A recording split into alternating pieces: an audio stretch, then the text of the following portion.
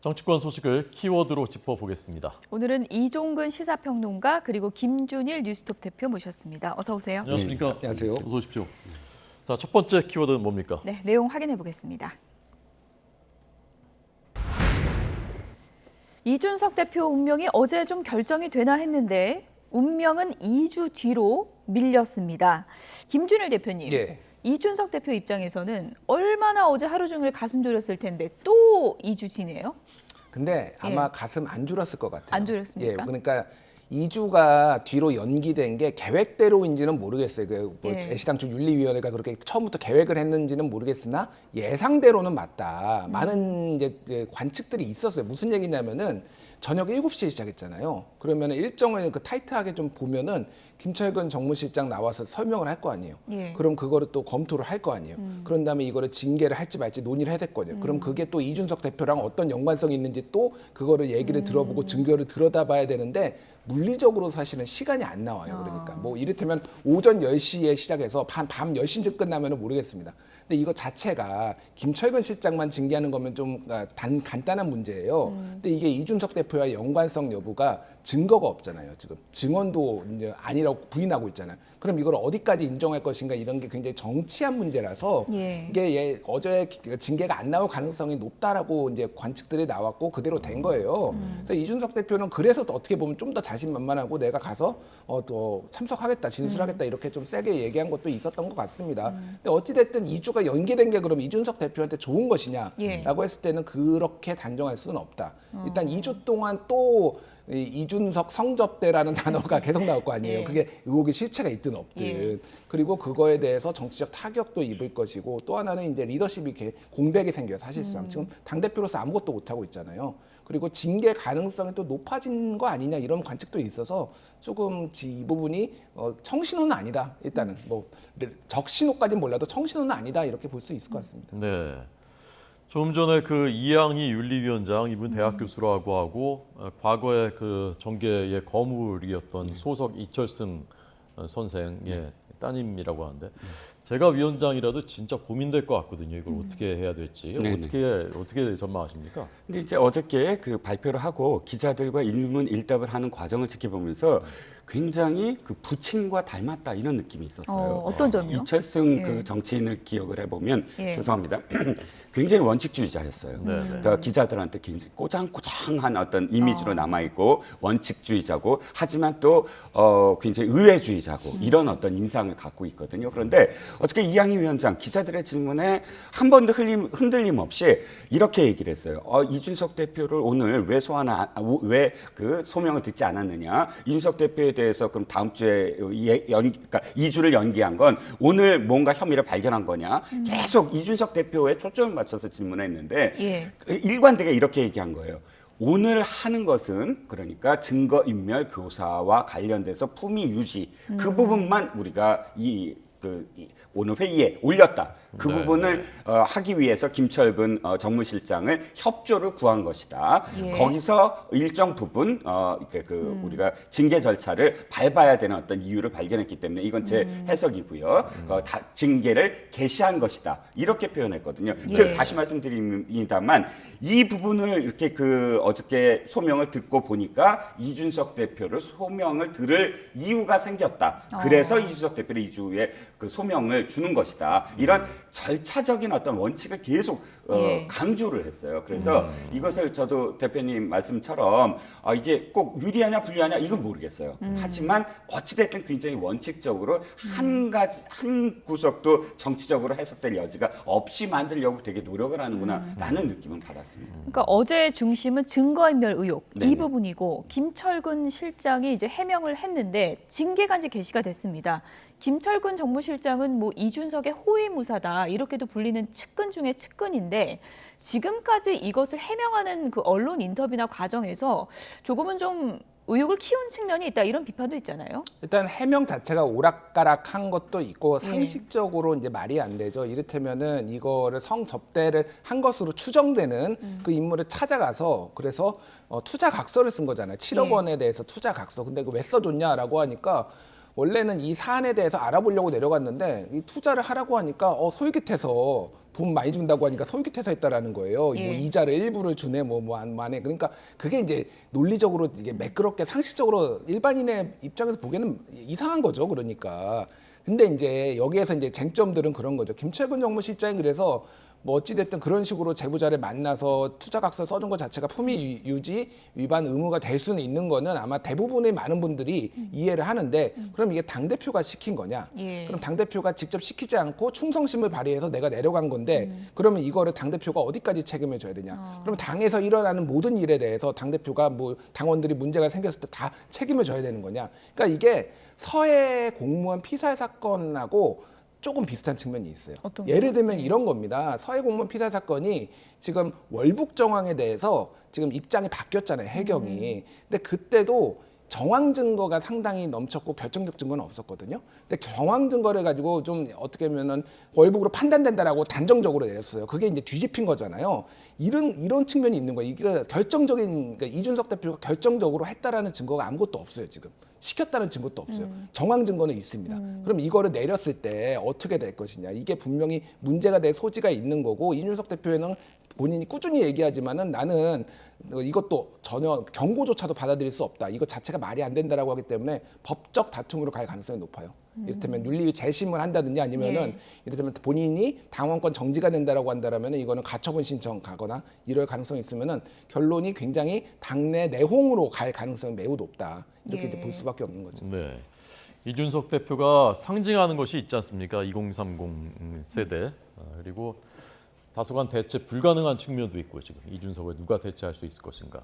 그러니까 이제 김종인, 진중권 이런 분들이 이준석이 위태로워지면 다음 총선도 위태로워지는 것이다라고 하는데 과연 국민의힘이 그 이준석 대표에 대해서 정말 문제가 만약 있다 하더라도 과연 내칠 수 있을 것인가 어떻게 생각하십니까? 저는 근데 그게 형식 논리상 안 맞는 표현이라고 봐요. 문제가 있다면 내치든 뭐든 징계를 받아야 되죠. 그게 당대표건 아니면 그가 일정 정도의 어떤 표로 상징되는 그런 그 지지층이 있더라도 문제가 있는데 지지층 때문에 징계를 못한다고 한다면 그것은 굉장히 큰 후유증으로 남을 거예요. 이 정당이 지속하는데. 그러니까 이 논의 자체가 사실상 프레임으로 지금 되고 있다. 진중권 씨가 그런 표현을 썼을 때 저는 좀 놀랐어요. 진중권 씨가 지금까지 추구해왔던 게 그 무엇보다도 가치 위주거든요. 그러니까 인권이라든지 가치라든지 이 상징하는 바가 그 정당에 이익이 되냐 안 이익이 되냐 그건 정치공학적인 얘기잖아요. 지금은 징계에 대한 이야기는 정치공학적으로만 풀 수 없는 부분이 분명히 전 존재한다고 봅니다. 그래서 김종인 씨가 얘기했다거나 뭐 진중권 씨가 얘기했다거나 해서 이 이준석과 관련된 20, 30대의 어떤 동향 이렇게 연결되는 건 저는 바람직하진 않다. 일단 징계에서 나온 결과에 따라서 사실 그 징계의 어떤 권위가 있느냐 없느냐가 이 정당의 지금까지의 시스템이라든지 또는 이 정당의 뭐랄까 존속하는 그 당원들의 어떤 뜻 이런 것들이 계속 이 정당을 유지할 수 있느냐의 힘이라고 생각을 합니다. 그러니까 일단 정치공학적인 건 놔두고 지금 집중해야 되는 건 윤리위가 얼만큼 객관적으로 이 사실을 바라다보고 모든 그런 당원들에게 설득력 있게 그 결과를 발표하느냐 여기에 전 초점이 있어야 된다고 봅니다. 네.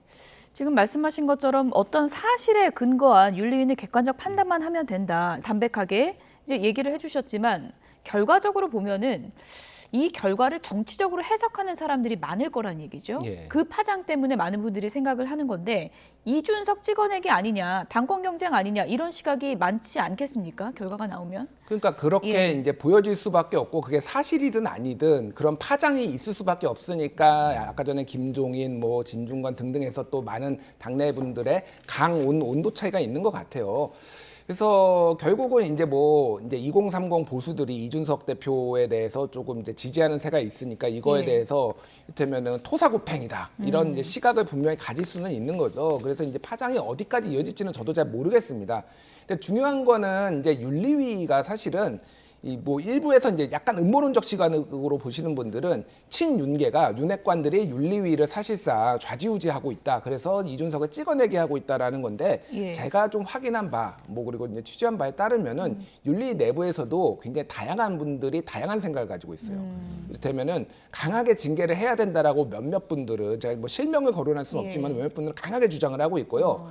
그러니까 이럴 때는 강경파의 목소리가 더 두드러지거든요. 근데 거기에 대해서 입장을 잘 안 내시는 분들은 이거 가지고 징계하는 게 좀 너무한 거 아니야? 라는 거가 어느 정도 은연중에 있다라는 거예요. 그게 단일 대우로 지금 이를테면 이게 움직이는 건 아니라서 사실은 그 아까 이종근 평론가님께서 말씀하셨듯이 윤리위가 어떤 판단을 내리는지는 봐야 될 것 같습니다. 하지만은 뭐 말씀하신 대로 그 판단이 뭐가 나오든 후폭풍은 지금 어느 방향으로 가도 만약에 이게 징계가 안 나와버리면요. 그러면은 아니 당 대표의 성접대 의혹에 대해서 꼬리 자르게 하는 거야 지금 이런 식으로 이제 정치 공세 빌미가 될 수가 민주당의 있고 공세가 강해지겠죠. 민주당도 예. 공세도 그렇고 일부 이제 국민들도 의혹을 해소하지 못했다라고 생각할 수 있는 거고 징계가 나와버리면은 토사구팽이냐 되게 좀 어려운 난국에 처했다 이렇게 봐야 될 것 같습니다. 네. 오늘 그 어제부터 그 경찰 치안감 인사 번복된 그 문제가 논란이었는데 오늘 윤 대통령이 출근길에 강도 높은 아주 수위 높은 예. 발언을 했거든요. 아마 좀 파장이 커질 것 같습니다. 윤 대통령의 오늘 발언부터 한번 들어보겠습니다. 네, 좀 준비하는데 조금 시간이 걸립니다. 네, 예. 시청자 여러분, 5초만 기다려 주시기 바랍니다. 네, 10초 기다린다고 하니까요. 먼저 두 분 말씀부터 듣겠습니다. 예.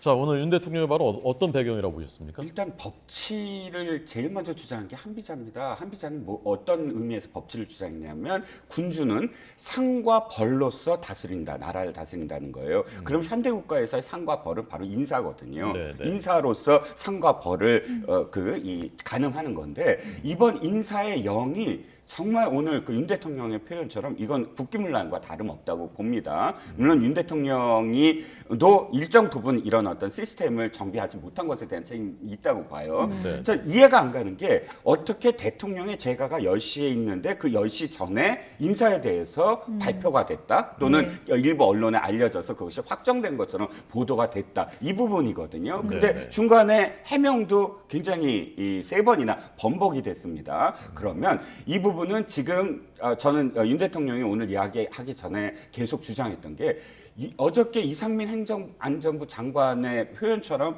이렇게 단순히 한 사람이 잘못한 부분이라고 넘어가서는 안 돼요. 이거야말로 영이 서야 됩니다. 그러면 어떤 시스템으로 이렇게 잘못됐는지 혹시나 행안부의 어떤 부분에서 지금 진짜 경찰 이 소속 이 조직들이 지금 들고 일어나서 게시판마다 굉장히 시끄럽다고 하거든요. 예. 그 분노하고 있다는데 예. 이 분노를 잠재우는 길은 딱 한 가지밖에 없어요. 뭐냐면 행안부가 어떤 압력을 했는지 명명백백하게 밝히고 그다음에 어떤 시스템으로 이것이 10시 제가 전에 이 밝혀졌는지, 그러니까 언론에 나왔는지 이것을 명명백백하게 밝히지 않으면 그 누구도 앞으로 대통령의 재가를 받은 인사에 대해서 권위를 인정하지 않을 수도 있거든요. 그러니까 저는 이게 굉장히 엄중한 지금 일이다라는 생각입니다. 예, 윤석열 대통령도 이제 국기문란이다 이렇게 이제 표현을 할 정도로 강하게 이제 질타를 했는데 이것이 뭐 지금 서로 책임을 떠넘기고 있는 그런 형국인데 단순한 실수인지 누군가의 의도가 반영된 건지 알아봐야 되지 않겠습니까? 그러니까 최근에 이제 경찰을 둘러싼 여러 가지 잡음이 있잖아요. 예. 사실은 이게 경찰, 행안부, 이제 그리고 대통령실까지 다 같이 둘러싸고 있는 거거든요. 예를 들면은 이상민 행안부 장관이 경찰청장 후보자들을 면접을 했습니다. 네. 이게 꽤 전의 일이죠. 한 2주 정도 전의 일이죠. 유례가 없어요. 왜냐하면 독립 외청이거든요. 정권의 입김이 들어가야지 않아야 되는데 여기서부터 반발이 일어나고 그다음에 경찰국 만든다고 하면서 반발이 일어나고 그러면서 경찰 인사에 대해서 지금 개입하는 거 의혹 아니냐 하는데 이게 번복이 됐어요. 그러니까 중요한 거는 저도 뭐 어떤 과정에서 이게 번복이 됐는지는 모르겠습니다만 진상규명이 있어야 되고요. 그 진상규명을 하는 게 진짜 좀 투명하게 돼야 됩니다. 이게 만약에 행안부에서 문제가 있을 수도 있거든요. 그러면 행안부 장관이 징계를 받아야죠. 이 부분에 있어서는 만약에 대통령실이 문제가 아니라고 한다라면 만약 대통령실의 실수다라면은 그 관계자가 뭐 좀 징계를 받아야 되는 사안이고 네, 저는 어쨌든 뭐 국기문란까지인지는 모르겠으나 이거는 좀 중요한 거다. 그리고 또 하나는 경찰을 둘러싼 이 잡음에 대해서 왜 이런 일이 벌어졌는지도 대통령도 좀 생각을 해보셔야 되지 않을까 그런 생각이 듭니다. 이게 무리하게 경찰을 그 야당에서 주장하듯이 경찰을 좀 장악 장악하려고 지금 어떤 정부의 입김 아래 통제 아래 두려고 하다가 지금 이런 인사 문제까지 혼선까지 빚어진 건 아닌지는 좀 돌아볼 필요가 있다라는 거죠. 네. 감사원이 하면 되겠군요. 감사를. 그것도 저는 충분히 뭐 네. 볼 수 있는 옵션 중에 하나라고 생각합니다. 네, 어쨌건 경위는 정확하게 밝혀져야 거기서 이제 책임 소재도 나오고 한다는 것에는 두 분이 이제 공통되시고요. 아까 윤석열 대통령이 오늘 한 발언 아직도 안 붙었습니다. 예. 죄송합니다. 생각보다 좀 더 거리고 있습니다. 예. 다른 내용을 저희가 전해드리다가 좀 기다리면서 좀 아, 네, 네, 그러시죠. 준비가 되면은 들어보도록 하겠습니다.